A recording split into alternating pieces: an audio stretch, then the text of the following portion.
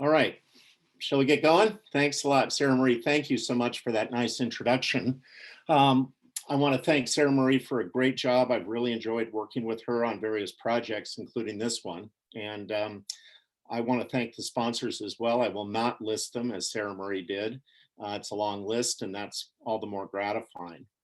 I want to thank all of you for joining, and you're joining me at a time of really unprecedented, we've heard that word a lot, struggles and challenges. And some of my friends from Princeton are on the call. And the Princeton that we went to back in 1980-81 was not the same one that a lot of you younger folks are at right now.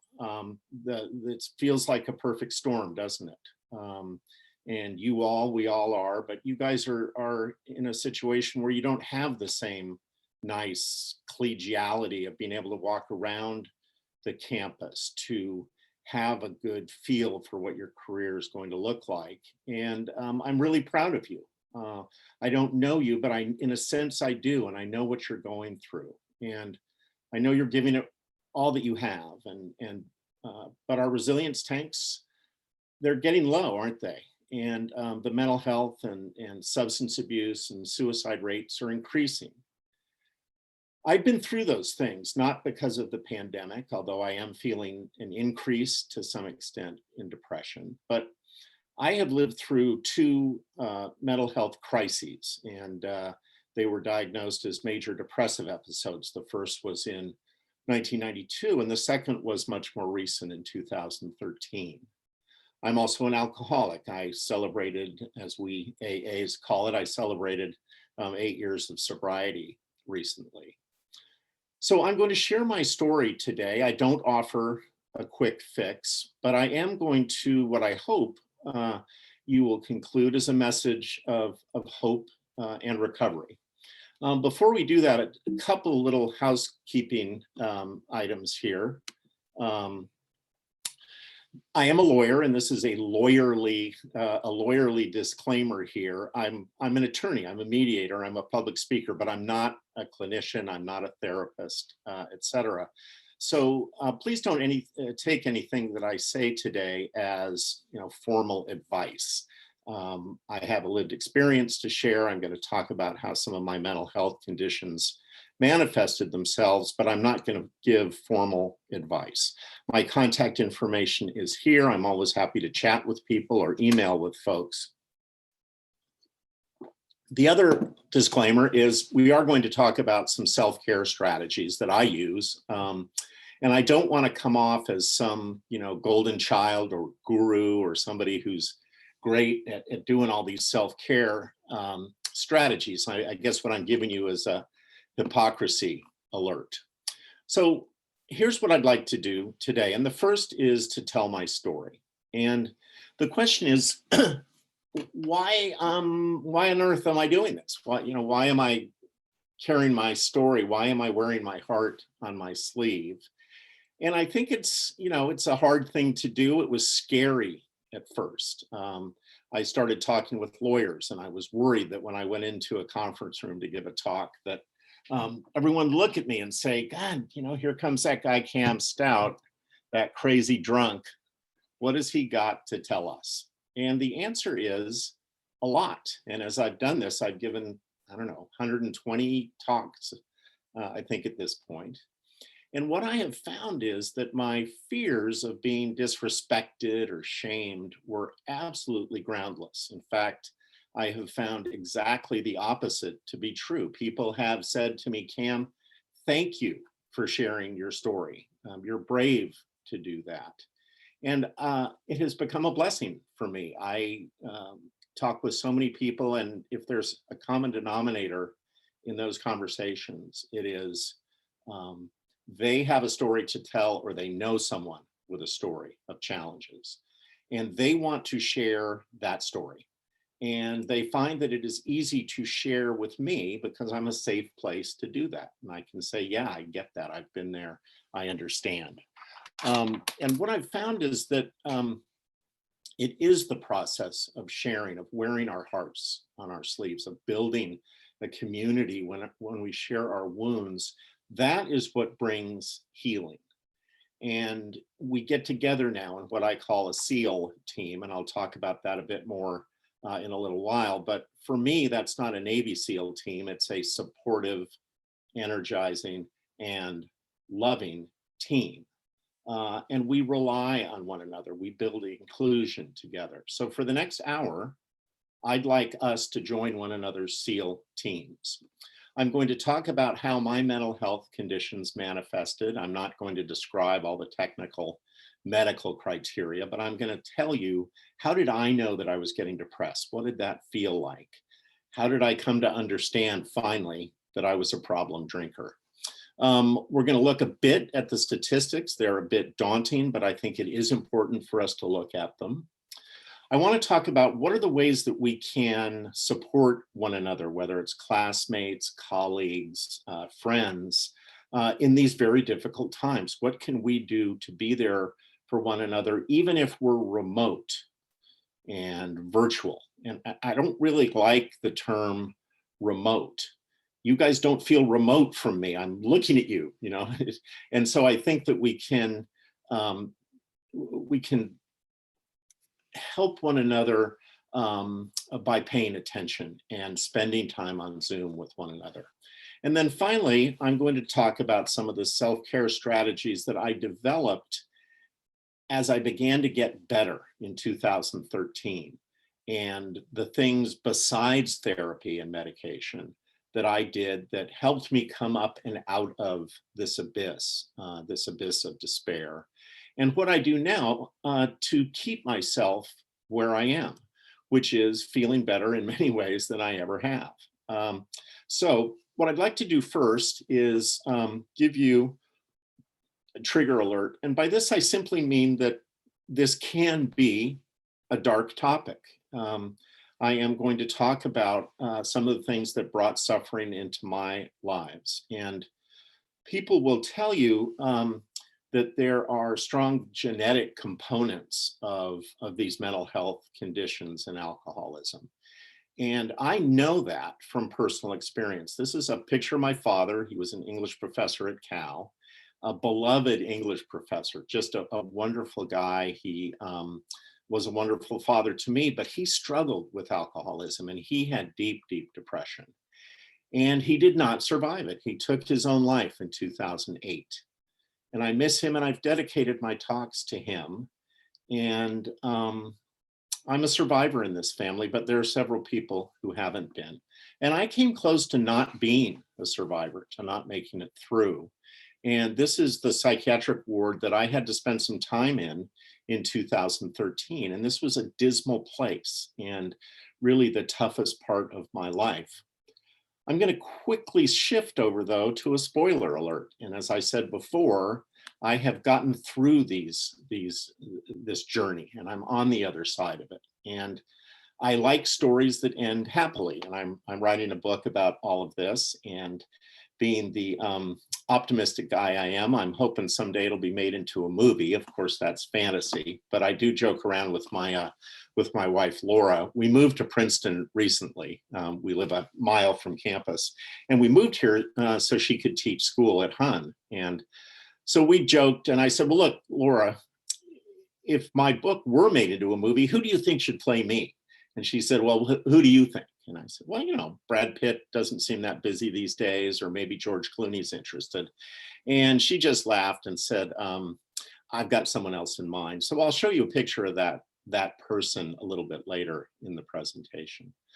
But the spoiler alert is that by 2017, my life had gotten in many ways better than ever. This is Laura and I getting married in Palo Alto, California, where we lived.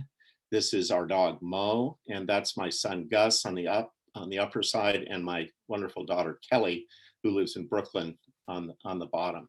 And so there is so much hope. There's so much hope for recovery. And excuse me. So I'm going to walk you through that long road here before we turn to some of the other subjects. So let's talk first about my first major depression. And this was in 1990, 92. I was a San Francisco lawyer by then. I had passed the bar. and I was in my first marriage with Kelly, the young daughter, and things began to slowly, for really the first time in my life, I began to really feel depressed. And these are the DSM-5 factors. It's a guide that psychiatrists use to diagnose whether one has a major depression. And if you're wondering, am I feeling more than the blues? I think this is one of the good places to go to try and figure out what's happening with you. I recommend very strongly that if you have a question, go to a qualified care provider and get a diagnosis. But here's how I was feeling. I felt this, it was almost like an oozing sludge or drying cement in my head. I lost energy. I became apathetic. I didn't want to do the things that I used to want to do. I didn't want to get on the bike. I didn't want to play tennis. And I would sit in the driveway at our house in Berkeley, and I would ruminate for up to an hour on how did I want to take my own life, and mired in the suicidal ideation. I'd look in the mirror and say, that doesn't look like me. And people would get frustrated, and they'd say to me, loved ones, people who cared about me, would get frustrated. They'd say, Cam, what is happening with you? You seem, we're frustrated. Why aren't you doing better? You have such a good life. And I didn't know. I couldn't figure out what was happening with me. I was able to get to a psychiatrist.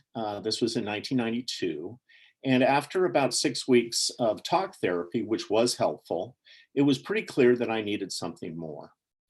And so Dr. Steele recommended that I try an antidepressant, and I was very hesitant to do that. There was stigma around that. I didn't want to admit to myself that I had what could be an actual medical issue, but he gently talked me through doing it, and I started what's called a selective serotonin reuptake inhibitor. It was like Prozac. And over the course of 2 months, I began to feel like myself again. It wasn't an immediate cure. There is no cure for these conditions currently, but I began to see the world in color again. And the black and white, the haze of what I'd been living in began to lift. And for a long time, things were really good. And I became myself again. And we moved to Mill Valley in Marin County. I started playing tennis again. You'll notice that I'm not very good at PowerPoint, but I'm good at using the cropping feature on the photographs to make myself look a little thinner than I am. I had a very successful law practice in San Francisco. My office was in that building.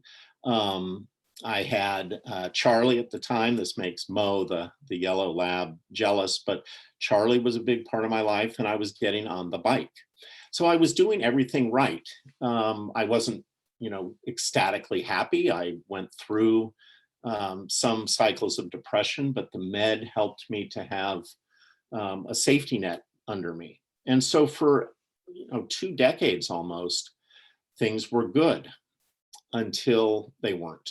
And in about 2007, I began to drink too much. And I was what we call in AA, a high functioning alcoholic, by which I mean I wasn't drinking at work during the day. I didn't get DUIs, but I drank a lot at night. And this was my drink of choice, was Chardonnay. And I've given you the criteria for what's called an alcohol use disorder, but this is what I was feeling. I, like many alcoholics, don't have an off switch. In other words, when I start drinking, it is very, very difficult for me to stop. And I have now stopped for 8 years. And, if God smiles on me, I hope to continue with abstinence. But when I would get, during this period of time, starting in 2007 or so, I would come home with a bottle of raw power Chardonnay. That was what I drank. And I would get out the bottle and I would pour, I had big wine glasses, and I would pour one big glass, I would drink that, I would pour another big glass. And by then there was about that much, sorry, that much left at the bottom of the bottle. And I'd put that back into the fridge. And so I could truthfully say, I only had 2 glasses of wine and I didn't even finish the bottle. And it's that sort of denial and lying that is one of the real hallmarks of alcoholism. And I would wake up the next day feeling hungover, feeling poorly, and I would make a vow, and I made thousands of these vows. I'm not going to do this.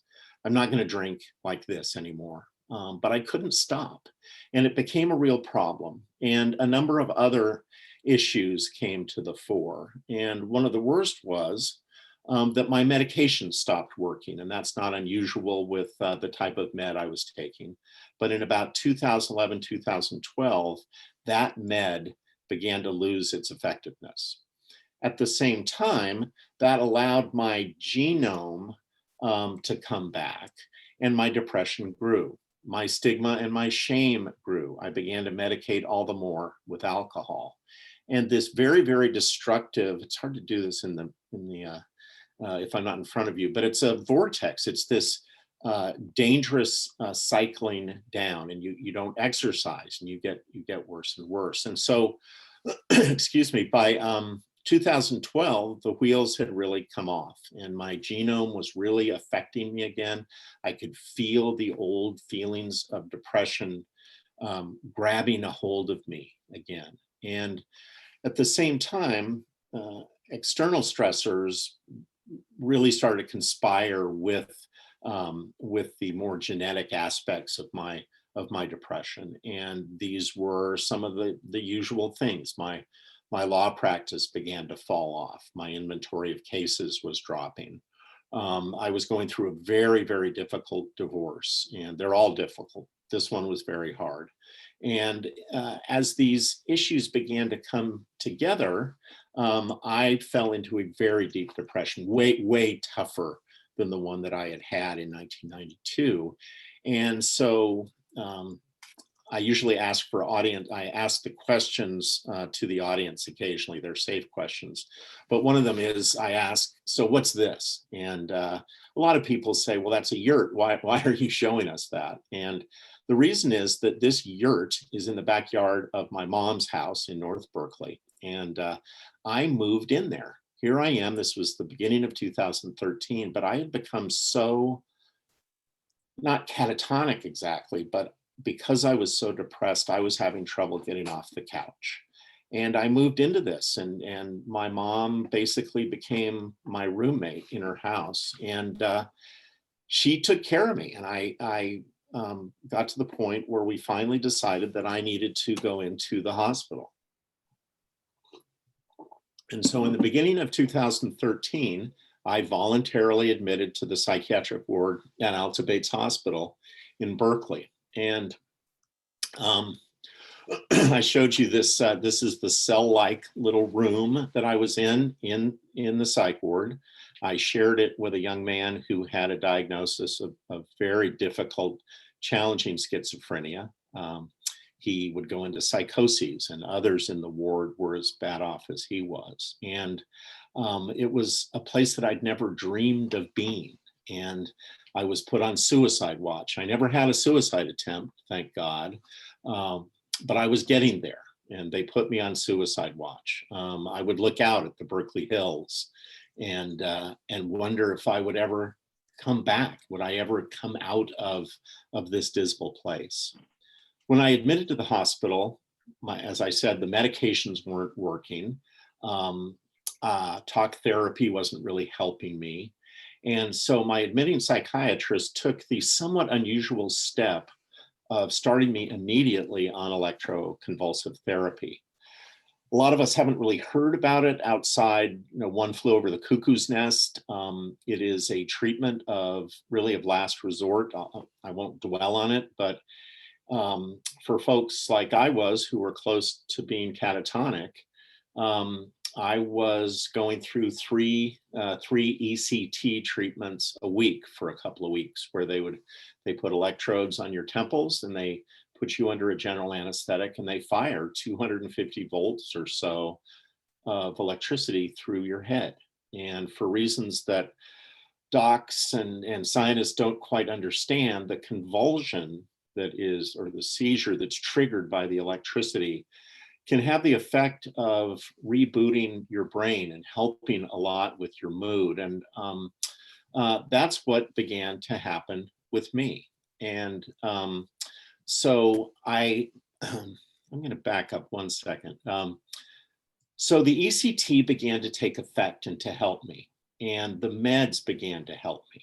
And I remember so vividly, and I know this has been a dark story to this point, but we're now at the turning point. And so I will never forget the ECT nurse in the hospital who would prep me for these sessions, saying to me one day, you know, Cam, you're here for the first time with it. I can see a twinkle in your eye, and you're not talking about suicide anymore. And I can tell you're turning the corner, you're rounding the curve, and you are on your way to healing. And she was right. And I began to come up out of this abyss. I wasn't ready to go back to work. I still had a lot of work to do to get better. I was discharged from the hospital in March of 2013. And we found a facility, my mom and I did, that was an inpatient facility in Palo Alto. That's this dismal looking little house here. It's probably worth about $3.5 million in Palo Alto right now. But I went there, and then I moved into this apartment. And during this time, the ECT had stopped. The medications were starting to take effect. And this is when talk therapy really came into its own for me. And I'm a huge fan of it. I was able to do cognitive behavioral therapy and family constellation, they call it. I had a wonderful psychologist. I was getting over the stigma and more willing to accept care, more willing to share my story, and more willing to build this SEAL team around me. And so I remember December 31, 2013, we were all sitting around at the check-in table, kind of like AA, and we were trading New Year's resolutions. And you saw my bike in one of the previous slides, and I was a fierce cyclist. And there's a big mountain in the East Bay called Mount Diablo. I see one of my friends from my class who lives in Pleasanton with us here today. And so I would ride on that mountain, and I trained for big bike rides. But I hadn't been on the bike for 2 years. And so my New Year's resolution was, by the end of 2014, I am going to get in good enough shape to climb Mount Diablo yet again. So if you are not embarrassed to clap, you can see that after going through this thermal of healing, I was able to turn that cycle of despair that I showed you earlier. I was able to reverse it, and I began to come up on what I call a thermal of healing. The therapy and meds were helping. I was doing self-care, including exercise. And I began to get to a point where I felt better than I ever had in some ways. It's strange to say that, but it is really true. And so your chance to clap is here. This is me at the top of Mount Diablo, having fulfilled this New Year's resolution. And I remember at one point earlier than this, when I was doing the training, and I remember riding up the mountain. I hadn't gotten to the top, and seeing two red-tailed hawks, which had become a symbol for me of hope and healing, flying above me. And it was a beautiful May day, and the wind was blowing the grass. And I suddenly felt this feeling of intense gratitude and a feeling of the presence of a higher power just buoying me up. And I'm not, a really demonstrative guy, but I remember kneeling down on one knee in the gravel and just saying a prayer of gratitude that I had this day. And I've had that ever since. And I will admit to being a Tolkien fan. I've put this quote up because this is really how I felt. I felt like I had been bedridden and ill for a long time and that I had awoken. It wasn't in one day, but I felt that the world had promise yet again. I put in this slide of Gandalf because Ian McKellen is the person who Laura thinks should play me if they ever make a movie of me. So we are now at the end of my story. I appreciate very much your attention. It used to be a hard story to tell. It still can be triggering for me to remember some of these things, but I think they're important to remember for me. I think it is important to trigger difficult memories because they make me feel all the more grateful for where I am now. And so what I'd like to do is I'm going to go through these stats quickly, and I don't want to dwell on them. It is very clear that the statistics, even before COVID struck, were challenging. In 2018, 1 in 5 Americans would experience a mental health condition of some kind. Now, granted, mental health condition is a broad term for a lot of different diagnosable mental health issues. And mine was, pretty far to the difficult side, to the major depressive disorder side. But there's a lot of people, friends. 17 million folks in 2017 had experienced something similar to what I had gone through. Suicide back then was the 10th leading cause of death in the US.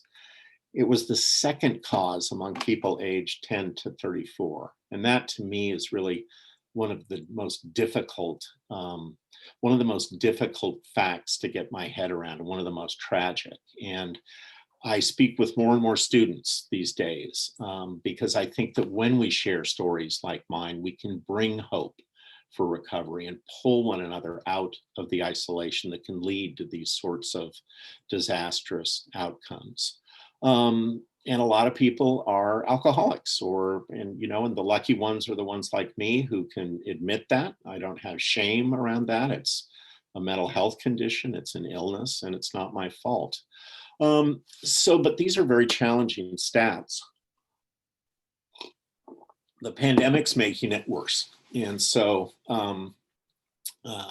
the mental health and addiction are obviously rising. The folks like us are among some of the lucky ones. And I'm not saying that we should be dancing on air and saying that everything's great for us. It's not. But some of the thoughts I have on this, and I'm going to be a little preachy here, and I looked at this website from the New York Times, and it really does explain how incredibly important using a mask and social distancing is. Self-care has never been more crucial. I almost think that we're in wartime here, and clearly, COVID's not the only thing that's happening here. There are very, very difficult, kind of a trifecta of issues between the social justice challenges and tragedies that we're seeing. And I'm not going to dig into politics. I think we all know what's happening here. We're all on tenterhooks right now as a result of the election. I think we're in this for the duration. It has a little bit of a World War II feeling, when Queen Elizabeth was saying, we're going to get through this, but we're going to have to link arms. And this is her quote about COVID. I mean, bless her heart, right? She's 93 or something when she said this. But we're going to beat this thing, and we're going to push it back. And I'm going to show you a picture that's kind of silly. But I took a bunch of pictures of Princeton that I sent around for our virtual 40th reunion. This is one of them. These weird little things that fall out of trees kind of look like the COVID virus. And this is our friend Dick Kazmaier down by Jadwin Gym pushing them away. I actually, to make this picture, I actually taped those things to his hand. But in any event, we're going through a really hard time now. And we need to pull together, and we need to do self-care, and we need to share our stories. Here's some stats that show that the stats in academia are very difficult. It's not surprising. is it? They're really, really tough challenges that we're going through. And I was hesitant. Sarah Marie and I talked about this, and hesitant to show these statistics. But I think that it's important to see that this is a real problem. It's going to get worse maybe before it gets better. I think to some extent, though, it demonstrates, it illustrates for us that so many people are suffering, and some of these issues are even more pronounced in formerly marginalized and still marginalized groups, students of color, LGBTQ, low income. But when we're alone and isolated and feeling so despairing, and I feel like this sometimes, I think in a way it's helpful to know we're in this together. There are so many of us who are going through the same thing. So what are some of the contributing factors? What are we dealing with here? And I'm focused really the most on undergrad and grad students. So I'm not a student anymore. So, you know, I've done some interviews of folks who are undergrad and grad students, and I've put together some of these thoughts on what it is that's making it so difficult. And clearly the distractions and the stress of working remotely are very hard. It's suddenly not being with a collegial group. And some people have trouble doing remote instruction. I've done a couple of things where I've been doing legal work remotely, and it was very, very hard to adjust to taking a deposition remotely. And it's hard to get academic work done. You know, where's the finish line? I think that's hard at any time. You know, you have to be a self-starter. I'm trying to get my PhD. I'm trying to get my dissertation done. And I think that it's gotten all the worse because of the pandemic. I think there's denial. There's this tendency to say, "Oh, I'm good. I'm strong. I'm a Princeton student. I'm smart. I can do all this," and putting up this kind of veneer or this appearance of competence at a time when we're feeling, I don't feel like that, but being in denial. It can be. We had such a nice feeling on the Princeton campus of being, you know, in an eating club. I was with a group. We were in campus clubs, co-ed, non-selective. It's been turned into a coffee house. But you know, it was a very collegial, warm place to learn together, to grow together. And you all have been deprived of that so far. And that's very, very tough. And there are concerns about career and tenure, funding opportunities. I get that. And my business, I really have gone from being an attorney to doing these talks. It's really all I want to do.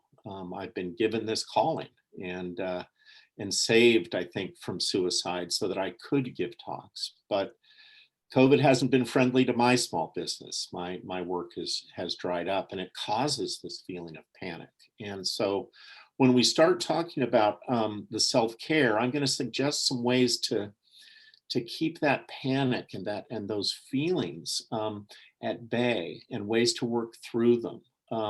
And how do we help other folks? How can we help the people that we're going through this together? What can we do for them? And I have a couple of thoughts on this. First of all, I think it's very important that any organization we're in, and I'm now focusing on Princeton, is to make sure that everyone knows about and has access to Princeton's wellness resources and the outside sources of help. And this is where I really applaud folks like Sarah Marie and her group, the Graduate School Student Government, in raising people's awareness about the wellness resources that Princeton has, the safety net it has created with University Health Services, CPS, Tigerwell, et cetera, and all these other resources. But it's important to know about them before you can seek treatment. We're going to talk a bit more about SEAL teams, but it's very important to create these groups that are around you, and we can do that even during COVID, Zoom calls. And I actually have written several letters, believe it or not, I have stationery. I put it in envelopes. I send it off. People receive them. They send them back. There are so many ways we can continue to connect. I do social distanced coffees, walking around Princeton's campus. I think it's very important to hear from other people with relevant lived experiences. I think that can bring hope and allow us to share more freely and it's cathartic to share. I think that it's important to create within organizations a place where it's safe to share. And then how can we get additional training on how to identify major mental health issues? How can we help one another to see issues in ourselves and in others? So now what I'd like to talk about is if we do see an issue or we suspect something with a friend or a colleague, faculty member, classmate, how can we help? What can we do in one of those circumstances? Because it's not an easy thing. There's such a temptation to take the path of least resistance and to say, geez, I'm going to tend to my own knitting. And but if you are going to help out, and I think we all have the wherewithal and the strength to do that, we have the moral caring. A couple of thoughts on this, because I work with people quite a bit. And in the don't category, I think it's very important not to wait. These conditions don't get better with time. I think it is important to start a dialogue. And once that happens, don't be dismissive of it. In other words, as I mentioned early in my talk, I would hear from people who were well-intentioned, Cam, you got to just get tough. There's nothing wrong with you. Don't be dismissive. Don't judge people. The idea is to just simply listen. There aren't a lot of good listeners out there anymore. People are so dialed into their heads. I think one of the things that we talk about in AA quite a bit is working in the service of other people. How can we help other alcoholics to become sober? And I have been trying to train myself a little bit more, and this is where I, maybe talk the talk better than I walk the walk. Again, hypocrisy alert here. But when I'm feeling down, I try to think about how can I flip this to figuring out a way to help somebody else. And I think that listening is so incredibly important. I think it's very helpful to share. And then I think it's very helpful when you've gotten to the, sort of gotten this conversation going, to make gentle suggestions. And you don't want people to feel like, oh, we'll just go to University Health Services or just take a med or something like that, but to make sure that people are aware of the resources. A lot of times, the fact is you're going to run into issues of denial. And people are going to say, and I've seen this a lot in law firms, I'm fine, leave me alone, get out of here. And just a couple of thoughts on how to deal with that. It's a tough situation. I think it's very important not to apologize and to just say, okay, thank you. I'm glad to hear you're doing okay. I have found that it was helpful to say, I know that when I was depressed, I would say this at my law firm after my first depression, I would say it helped me to talk about it, and I was scared to open up, but I found that it was a brave thing to do. And that has helped people when I've been vulnerable and candid and open. It has helped others to be that way with me. And to stay in touch. I like this expression, gentle pressure, relentlessly applied. And I have plagiarized that from the wrestling coach, from Coach Ayers at Princeton. But you don't want to hammer on their door a lot, but to just, you've planted a seed now. And if you can say, my door is always open. I'm always happy to talk about these things, and to have a check-in periodically. Now, if it gets to the point where, denial is continuing, you may need to do something. You may decide, I need to reach out to friends who know this person and to escalate this. I'm not sure that's the right way to put it, but to not ignore it. And maybe you talk to, I think you would, if I were in this situation, I would call University Health Services, or CPS and say, we're concerned about our classmate or our dorm mate. And what's our next move? What can we do to help out? But those are some of the thoughts on this. All right, we're at the last part of my talk, and this is my favorite. You're going to see a lot of pictures here, almost all of them taken by me. And so what I'd like to do is just walk you through what are the foundations of my self-care? What did I learn to do as I was getting better back in 2013?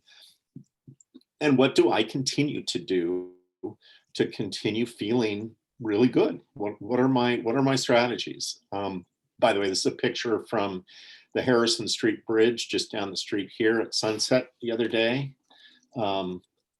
And so we talked about a SEAL team. So I assembled one, I recruited one. It's my team, and I put on it whom I want to be there. And so my team has a mentor. That's one of them is my sponsor in AA, an older guy who's just very helpful to me, and he gives me good advice. And I have a cycling coach who keeps me on the bike. My faith has grown considerably as a result of what I went through. And so when I say spiritual guide, I'm talking about the pastor in our church. Laura and I attend service at Witherspoon Presbyterian Church just down the street from Nassau. And so that resource to me is so very important. Trusted friends and maybe even some family. This is an interesting one. I wrote here, it is my team. In other words, I choose who's on it. And especially when I'm talking with high school students, I hate to say this, but sometimes parents can be a part of the issue and the problem, not the solution. And it's hard for me. I don't want to say to the students, well, you don't have to have mom and dad on your team, because I don't want them to go back to mom and dad and say, hey, this guy Cam said that I don't have to talk to you anymore. But if you have someone in your family who is a problem, you don't necessarily need to have them on the team. And I have a few family members, but other folks aren't. My therapist, I have found a great one here in Princeton. And this is someone that I can spend an hour with every week. And, in my humble opinion, everyone could benefit from maybe not a formal therapist, but someone that, a pastor, for example, someone that you can really open up to.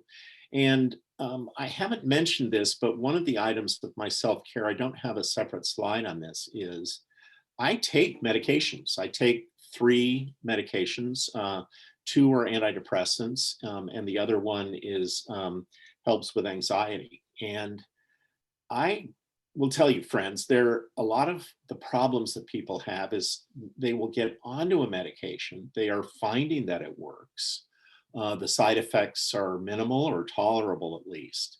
And then as they begin to feel better, the stigma kicks in and the thought becomes, well, my brain's not broken. I'm fine. I don't need to take these meds. Well, if there's a takeaway here, if the meds are working and you're feeling better, if you're beginning to think about going off them, and I'm not saying you shouldn't, get with your healthcare provider, psychiatrist generally, and talk with him or her or them about that.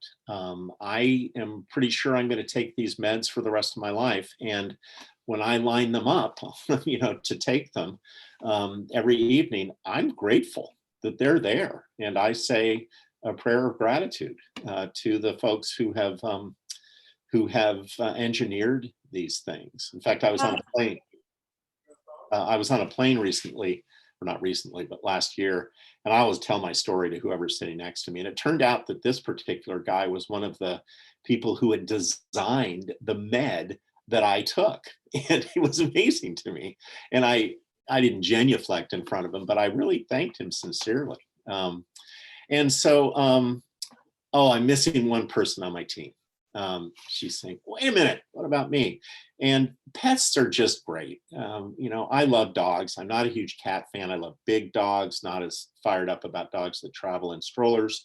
But having a pet who loves you unconditionally, and Mo loves me and I love her, is a really big part of my self-care, I gotta say. See you later, Mo. See you in a minute. Exercise. Um, if I were to single out the most important thing that I do for my self-care, it is to exercise. And it is something I can give myself. The physical rewards from it are amazing. I have a list at the end of my slide deck. And by the way, I forgot to mention this. Sarah Marie is going to provide my slide deck electronically, right, Sarah Marie, to everybody. And so this book is great, The Exercise Cure. It really, the thesis, it's by a doctor who is a sports medicine MD in Manhattan. But this book, basically the thesis is you don't have to do that much to get the benefits. 25 minutes a day, walk around the block a few times. You don't have to go out and bust your butt to get these benefits. It brings amazing mental wellness. And here's, if you don't believe me, here's a site that proves that to me. And I proved it to myself. In January of 2019, I had what I guess I should call an old man fall. I passed out on the way into the bathroom at 2 a.m, hit my head on the tile, and I got a subdural hematoma. Boom. And so for 6 weeks, I couldn't ride my bike. The doc said, we're waiting to see if the blood gets reabsorbed into your head. We hope it does. Otherwise, we're going to have to get out a drill and drill a hole in your head to let the blood out. So for 6 weeks, I couldn't ride my bike. I couldn't do anything. I was almost had to stay in bed. And I could feel the depression just going like this. I was just trending down, and I got back on my bike. They didn't have to drill into my head. Thank you. And I got back on the bike. Within a week, I was feeling just as good as I had before I fell. And so I think that moderation is the order of the day. And there's, in my contact information, this is a site to my blog, Light at Sea. And my thesis there is, it's called Exercise Shouldn't Be the E Word. You don't have to do that much. And it gives ways to get on the bike. And, you know, there's so much guilt around exercise. When I'm talking one-on-one with people in a coaching, in a coaching mode, one of the first things I say is, what are you doing for exercise? And a lot of times the response is, oh yeah, God, I need to do that. And it hangs over us. Well, it doesn't need to. Just, get, one of my things when it's cold out and I want to go for a bike ride is, I just say, okay, I'm going to get my bike out of the garage. That's all I'm going to do. And then I say, well, I'll get on the bike. I'll get on the bike and I'll ride around for 5 minutes. And, by then I've got a little sweat going and I'm feeling I'm feeling some of the benefits. It's nice being outside. And before I know it, I've done a 25-minute ride or maybe an hour or whatever it is. So you don't have to do that much. And it is so critically important. Off my soapbox here, but thanks for listening to that. Working in the service of others. Mother Teresa tells us how important that is and what an illustration she has been. I think that working in the service of others is the highest calling that we have. It's no coincidence that Princeton's motto, it used to be De Subnumine Viget, which I never understood, but I like what it is now, which is working in the service of humanity. And it's just an amazing thing to be able to help other people, and it gets us out of ourselves. And I found this at Witherspoon Presbyterian Church. The level of service there, of caring for one another, is just beyond belief. It gives us a sense of purpose. It reduces risk of depression, stress, and isolation. And it is great for increasing your mental and physical vitality and longevity. And they do studies of everything. It's amazing. And one of the best things you can do for your longevity and for your physical health is to help other people. It feels really good to do it. It feels good to me. I hope I'm helping some folks here to be doing this. And thank you for giving me the opportunity to do just that. Let's talk about mindfulness. Not going to dwell on this. I'm writing a blog. It's going to be called The Public Life of Bees. Why would I call a mindfulness article that? Well, one of the things, this is the definition, by the way, by John Kabat-Zinn of what mindfulness means. He's kind of the father of mindfulness. But to me, it just means take a little time to pay attention to something you wouldn't have otherwise. We tend to be living in the past or living in the future. And I take a little bit of time, and I'm not kidding, folks. I like to watch bugs. And what do I mean by that? Well, when I'm sitting in the backyard, hanging with Mo, and she's not bugging me for food, it is fun to watch insects fly around, and they do really interesting stuff. They get food. They zip by going 1,000 miles an hour. Anyway, that's weird, I know, but my point is you can be mindful of things anywhere. You can be stuck in traffic, and instead of swearing and screaming and getting high blood pressure, you can say to yourself, okay, I'm going to pay attention to something here. How many dents are in the back of the car, or how many, you be a kid again, how many license plates can I see from other states? These are silly examples, friends. All I'm saying is that none of this has to be done in some technical, perfect way. And guess what? It's good for you. Just doing a little bit of time where you pay attention and live in the presence is good. Now, mindfulness is the close cousin, I guess, of meditation. And I have a meditation practice, and there's a tendency, I think, when you're meditating to think in terms of, God, I'm terrible at this. I can't meditate. I'm not a good meditator. No one really is. Practice gives you the ability to clear your mind a little bit more. If you try to clear your mind, you're not going to clear your mind. Yoda tells us that we shouldn't try. I am going to just go for it here and give you my Yoda imitation because I'm in the mood to do it. Yoda teaches us, try? You should not. So there it is. And your mind is going to slide around. It is. This illustrates it, I think, pretty well. We had a Bernese Mountain Dog, so I love this. This is how my brain feels a lot of times when I'm trying to meditate. And I can't keep my mind from wandering. And so the point is to just keep doing it and let it go. So enough about that. The next thing that is very helpful to me is my spirituality.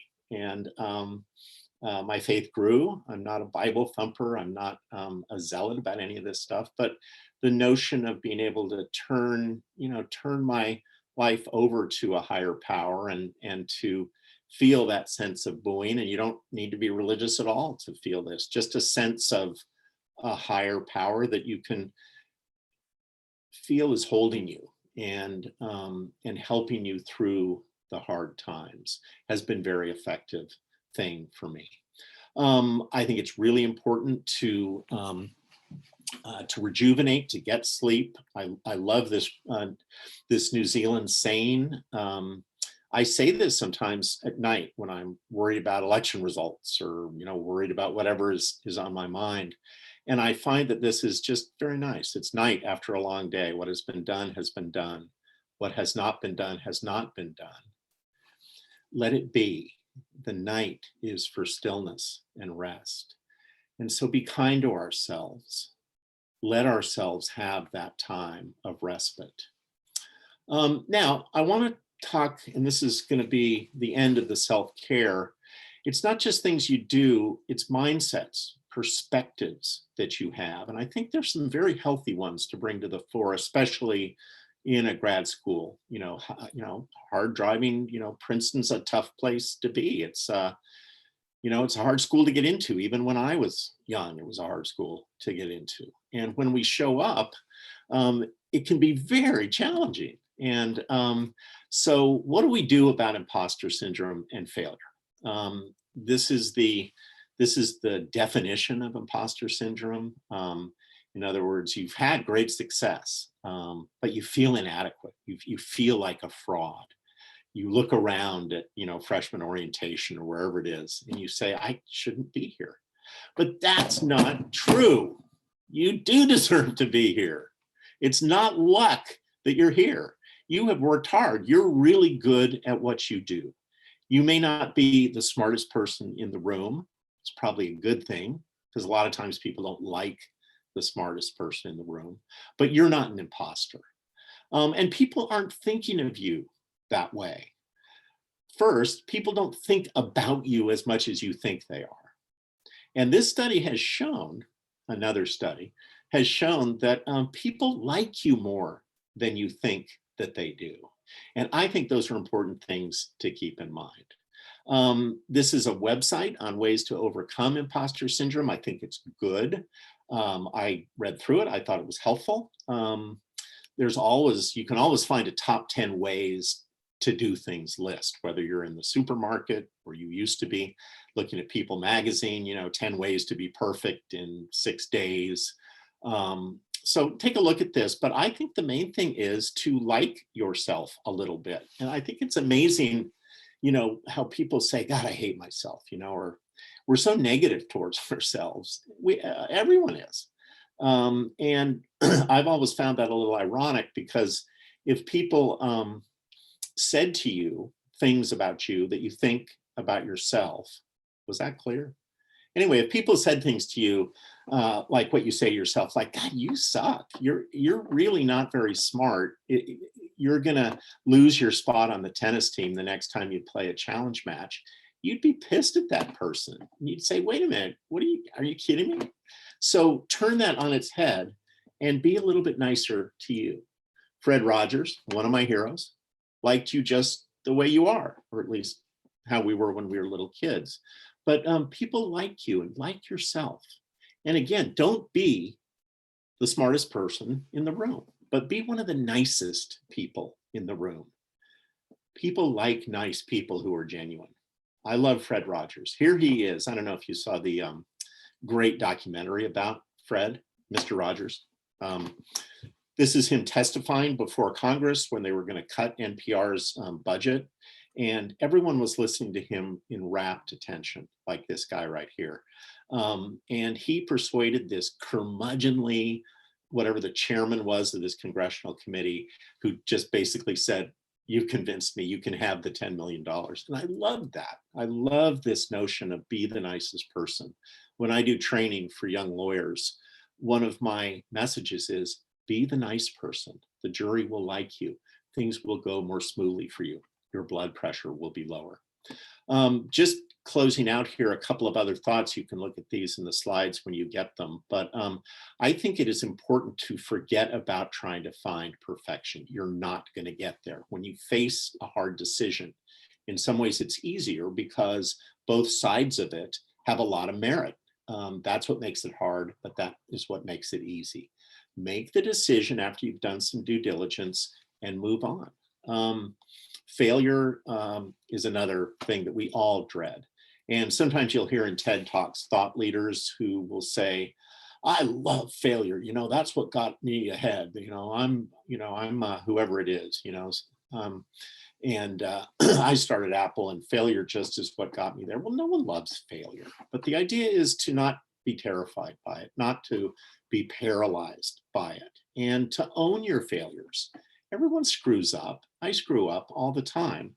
But I think you can really only take humble pride in your accomplishments if you're willing to accept the inevitable failures. Write down what you learned from it, put another brick on the resilience foundation, and move on. Process over goal. I think it is important. By the way, this is the map of me and Laura and Mo and the orange cat Cheddar driving to Princeton in July of 2019 in the white Subaru. But we knew where we were going. We set a goal. We know where we want to go. So we got out the map and we found where we wanted to go, and we put our route out, and then we started driving.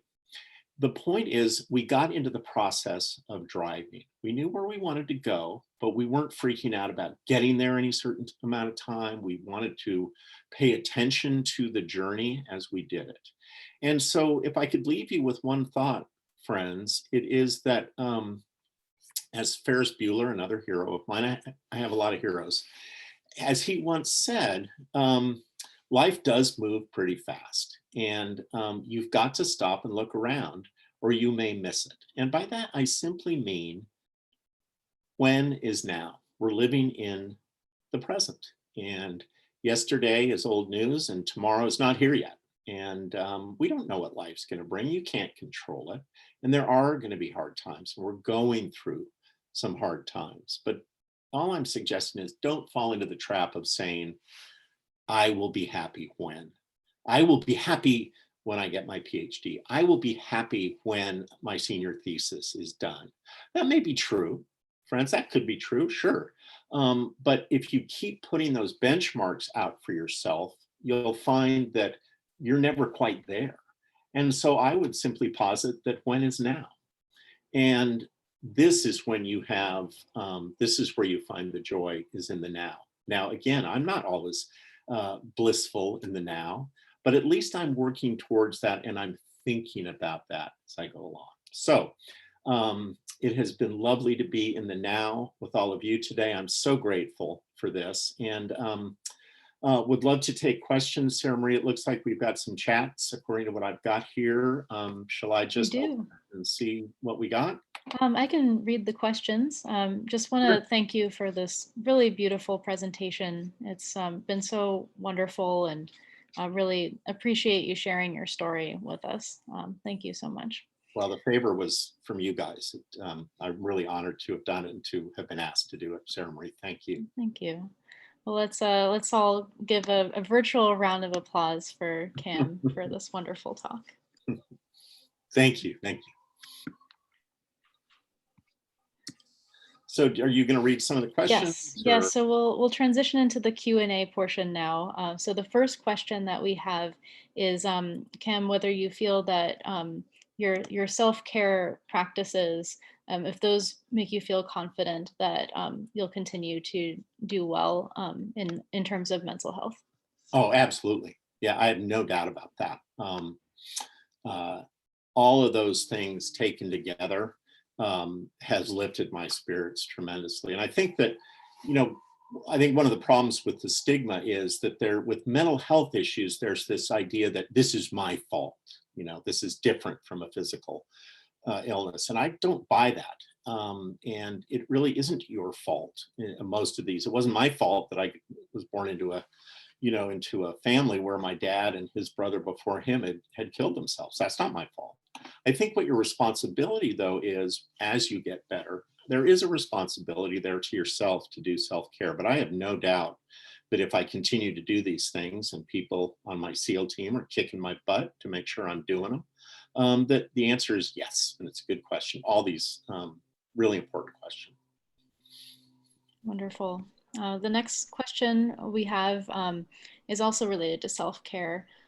In times when you felt you could not implement self-care because it took time out of work, how did you recover and ultimately go back to a regimented self-care strategy?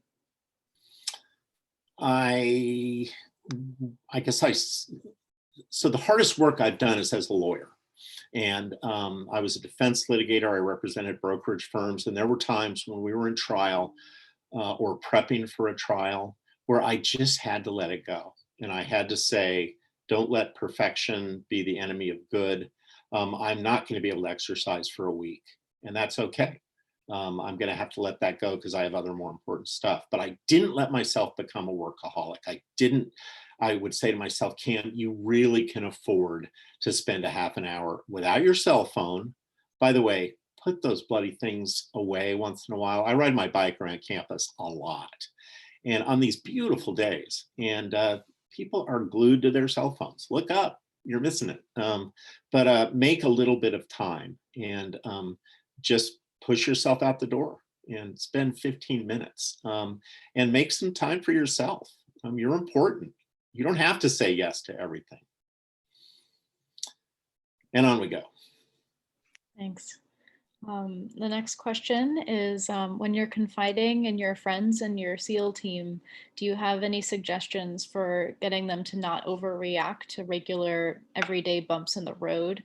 The idea is that sometimes I just have a regular bad day, but the reaction to the support network is to cause a lot of worry, recommendations, advice that might not be solicited, instead of just being with you in the moment and listening, which may be what is desired. So any thoughts on In that? other words, yeah, I'm not sure I understand the question. In other words, how to keep my SEAL team from overreacting to me when I actually just sort of have the Yes. blues.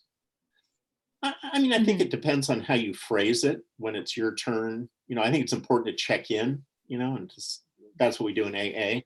No crosstalk. You get your turn to share, and I think it depends on how you phrase it. And I think if you say, "Yeah, it's been a tough day today. I've been worried about whatever it is. I'm getting through it, and I'll keep you guys posted." I think that way you're not ringing an alarm bell, and um, so I don't know if that answers that question, but I think it tends to be how you phrase your situation whilst describing it.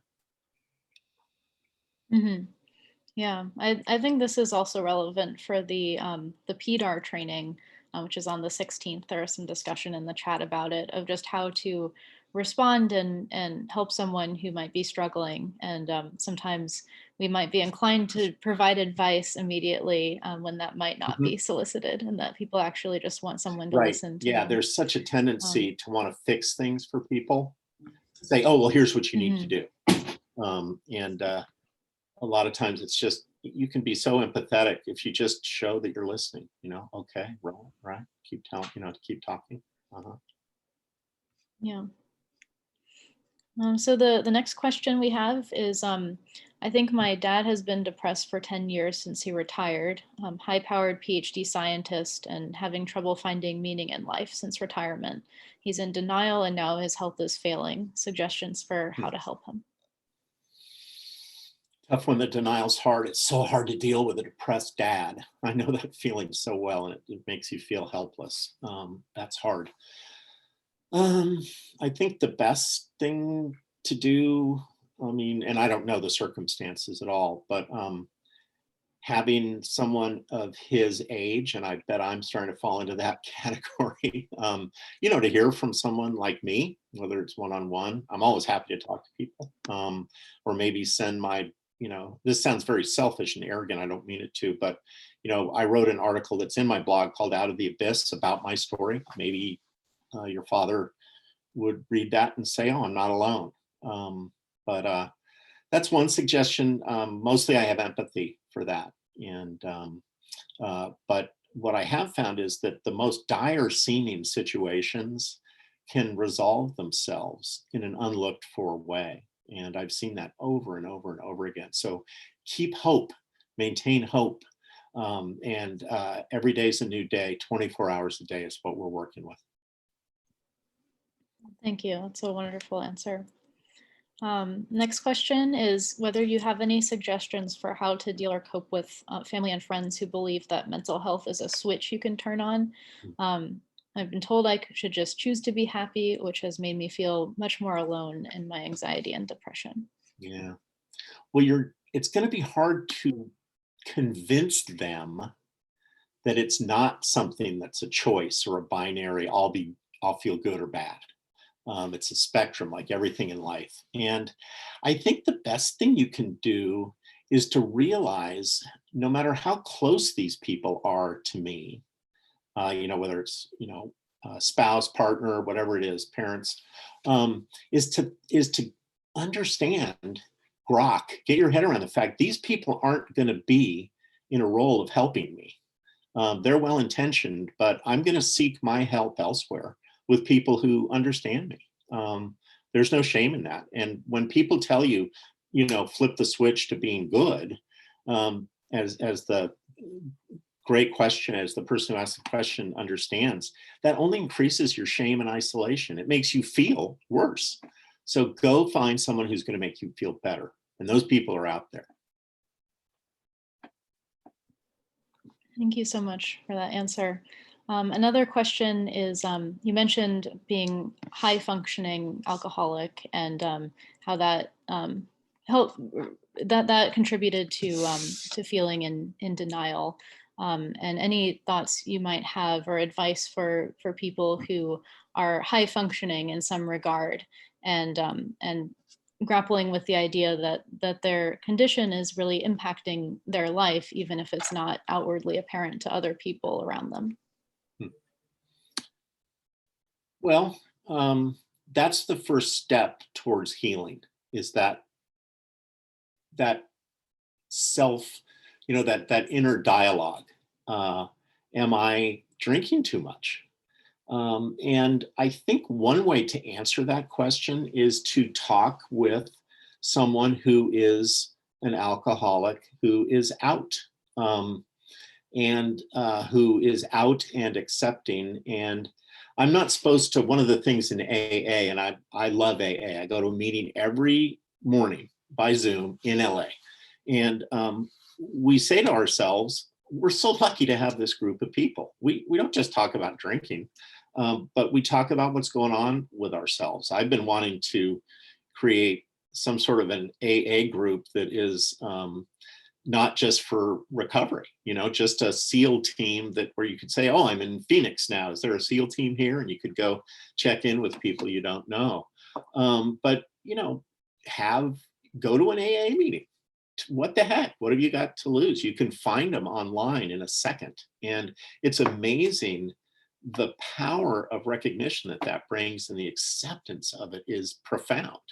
And so, and you can certainly go to talk to a doc, or, these things don't get better.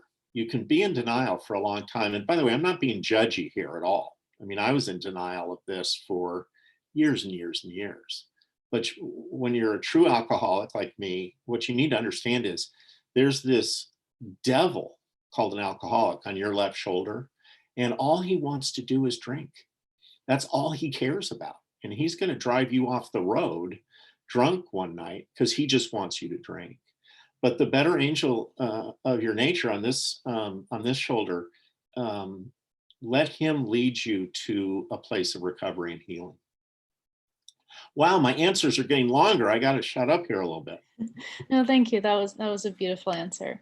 The next question is, in the context of professional spaces, I'm becoming increasingly interested in authentically sharing mental health issues, but also fear that people will generalize the label I would provide as bipolar and assume things of me that don't fit my unique experience, potentially just out of knowing a little about the condition.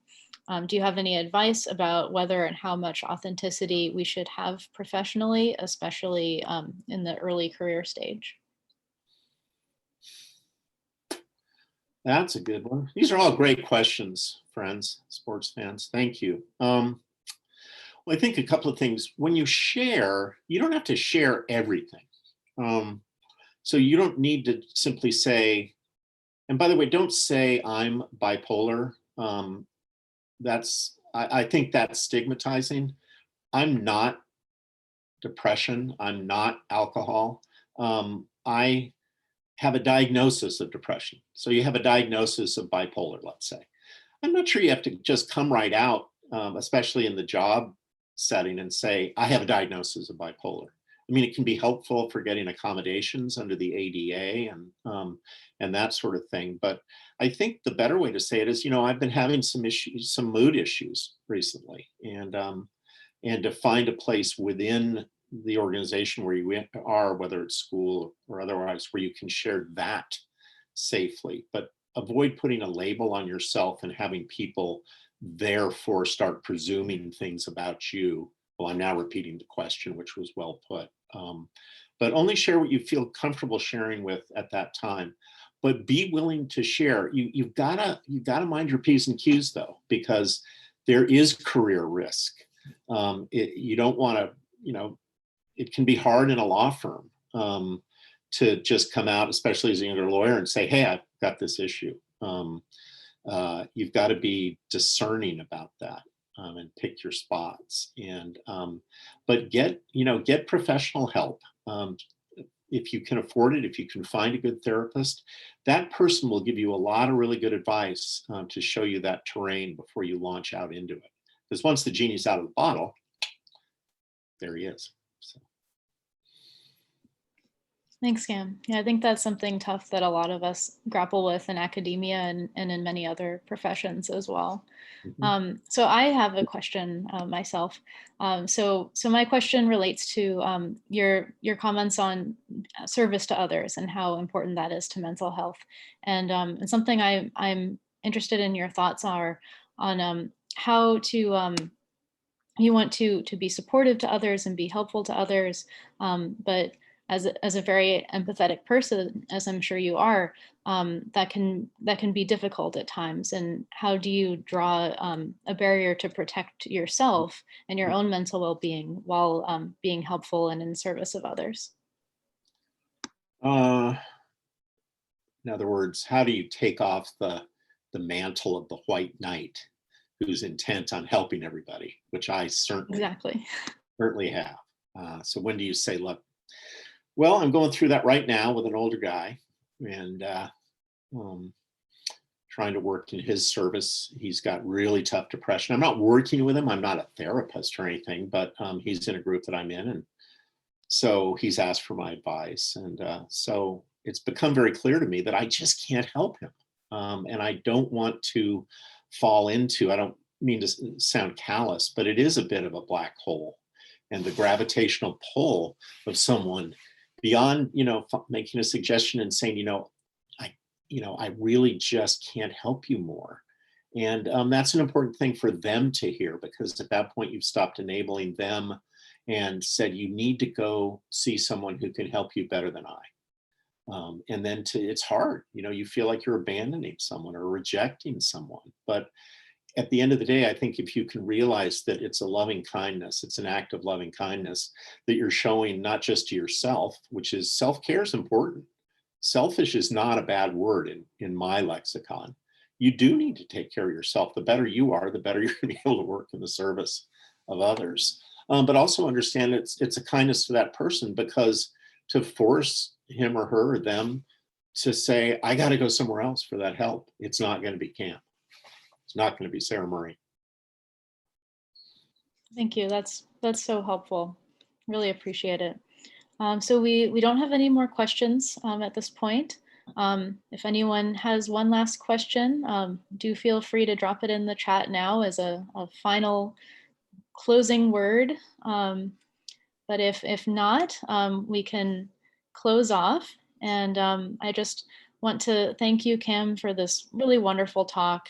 It was so helpful and filled with so many valuable insights, and you answered our questions so brilliantly and really brought us extra understanding of how we can foster more mental wellness in our lives. And it was really a story of hope, especially in the midst of current challenges. And I'm always so moved by your story and how you're so brave in sharing your story and your experiences in the service of others. So thank you so much. Thank you. Let me, I've got a couple last points I'd like to make. You can tell I like to talk. First is, again, thanks to everybody. Second, I see that there are quite a number of chats here, at least in my inbox here. There's about 24 of them. I haven't looked at them yet, so I hope you don't feel that I didn't respond. I absolutely welcome people reaching out to me. My contact information is on the second slide of this deck, so you can get it. It's stout.cameron@gmail. Reach out, give me a call. My phone number's on there too. If certain fathers out there who are hurting want to call me or, reach out, I totally welcome that, with the caveat, I don't give clinical advice, but I'm always happy to have those conversations. So, and the last thought is, if you have a situation where you think that someone like me might be helpful to address a group or something, I'm always looking for opportunities. I'm a professional doing this now, but a lot of groups can't afford any kind of a speaker's fee. I'm doing this very happily without remuneration. So keep me in mind for that, and always happy to help a group. So it sure has been helpful to me to be here. Thank you So so thanks much, Cam. everyone. Take care. Have a good weekend. Thank you. So before we end the meeting, I just have a few Mental Health Month announcements. Yeah. So we have a lot more events coming up this month. Tomorrow we have an informal coffee hour at 2:30 p.m. on GatherTown. We also have an event titled Careers Beyond Academia During Uncertain Times tomorrow at 4 p.m. So I can drop these links in the chat box here. We have the GatherTown at 2:30 and the career event. And then after that, you can find resources, reading recommendations, anecdotes submitted anonymously by students addressing their mental health at Princeton online on our website, which I'll also drop in the chat now. And we have the full calendar of events for all of the Mental Health Month events on the website as well. We also have a online art exhibit titled Unique Minds, Voices Through Art. There's going to be a kickoff art exhibit event on Zoom this coming Monday, November 9th at 4:30. And you can register for that event here, which I will drop in the chat now. And then lastly, just stay tuned for more upcoming events that'll be announced in future GSG emails and on our GSG Facebook page. And thank you so much for joining us today. Have a lovely evening.